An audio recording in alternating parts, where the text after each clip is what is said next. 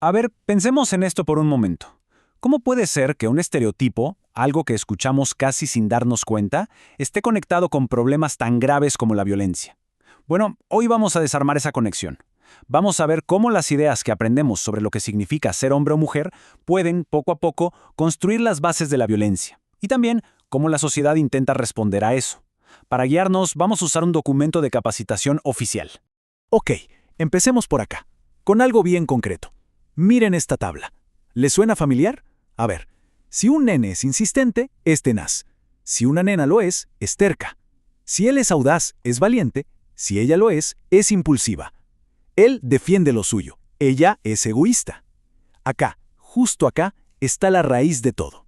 Es un doble estándar que aprendemos desde chiquitos. Pero, bueno, uno podría pensar, son solo palabras. ¿Qué tanto pueden afectar? ¿Cuál es el impacto real de ponerle etiquetas tan distintas a una misma actitud? Esa es la pregunta clave que nos va a llevar al fondo de este asunto. Porque claro, estas palabras no salen de la nada, forman parte de algo mucho más grande, de una especie de guión no escrito.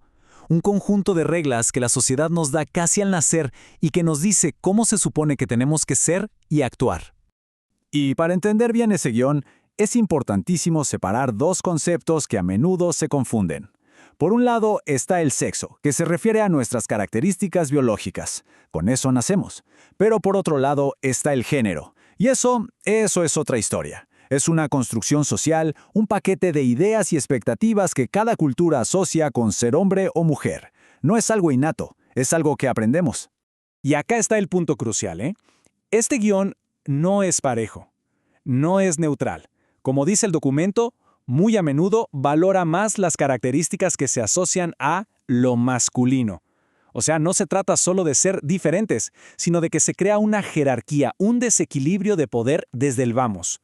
Pero la realidad de la identidad humana es mucho, pero mucho más compleja que este simple guión de masculino y femenino. Es un espectro increíblemente más rico y diverso. Este diagrama es súper útil porque nos ayuda a desarmar la identidad en sus distintas partes. Entenderlas nos permite ver el panorama completo. Vamos a revisarlas una por una para que quede bien claro. Primero, la identidad de género. Pensemos en esto como nuestro yo más profundo, lo interno. Es como una persona se siente y se percibe a sí misma, más allá de su cuerpo o de lo que la sociedad espere. Es básicamente quién sabemos que somos por dentro. Luego tenemos la expresión de género. Y esto es lo de afuera, lo que se ve. Es la forma en que cada quien decide mostrarle su identidad al mundo. Puede ser la ropa, los gestos, la manera de hablar. Es nuestra carta de presentación al resto. Y finalmente, la orientación sexual, que es un concepto totalmente aparte. Ojo, esto no se trata de quién somos, sino de quién nos atrae emocional, romántica o sexualmente. Es fundamental entender que estos tres elementos, identidad, expresión y orientación, son independientes entre sí y conforman la compleja realidad de cada persona. Entonces, ¿qué pasa cuando una sociedad se aferra a ese guión de género tan rígido y jerárquico, ignorando toda esta diversidad? Bueno, ese desequilibrio de poder del que hablábamos tiene consecuencias muy reales y lamentablemente muy peligrosas. Y aquí entramos al corazón del problema. Y es que la mayor parte de la violencia de género es invisible. Y justamente por eso es tan potente y tan difícil de combatir. Esta imagen del iceberg lo explica a la perfección. La violencia que vemos en las noticias, el feminicidio, la agresión física, es solo la punta del iceberg.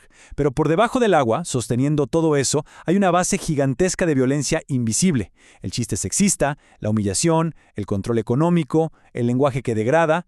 Son estas formas más sutiles las que se normalizan y crean el caldo de cultivo para que la violencia más explícita pueda ocurrir. Y hay algo más. Esta violencia no suele ser un hecho aislado. Muy a menudo sigue un patrón. Un ciclo predecible y peligrosamente efectivo, que está como diseñado para atrapar a la víctima.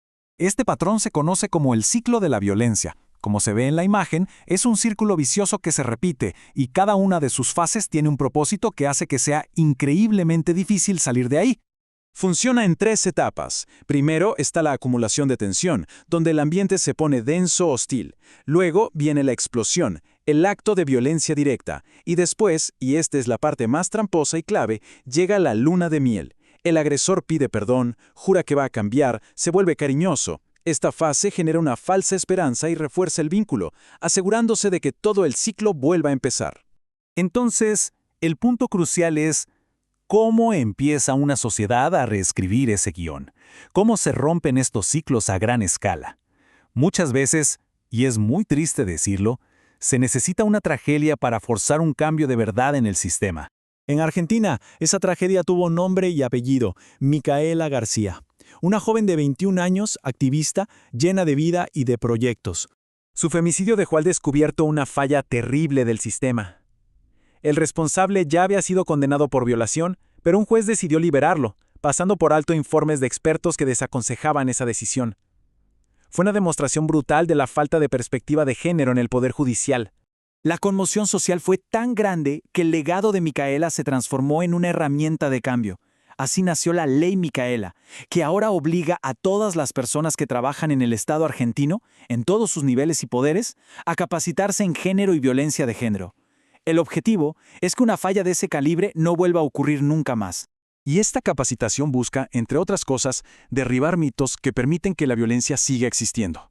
Mitos como que esto solo pasa en familias pobres. Falso, atraviesa todas las clases sociales. O que la víctima algo habrá hecho para provocarlo. No, la responsabilidad es siempre y únicamente del agresor. O el clásico, es un asunto de pareja, privado. De ninguna manera. Es un problema social y una violación a los derechos humanos. Al final, todo este análisis nos muestra que entender la violencia de género es como aprender a ver el iceberg completo, no solo la punta que se asoma. El primer paso para romper un ciclo, ya sea uno personal o uno social, es ser capaz de verlo. Después de todo esto, la pregunta que queda flotando es, ¿qué se puede ver ahora que antes quizás era invisible?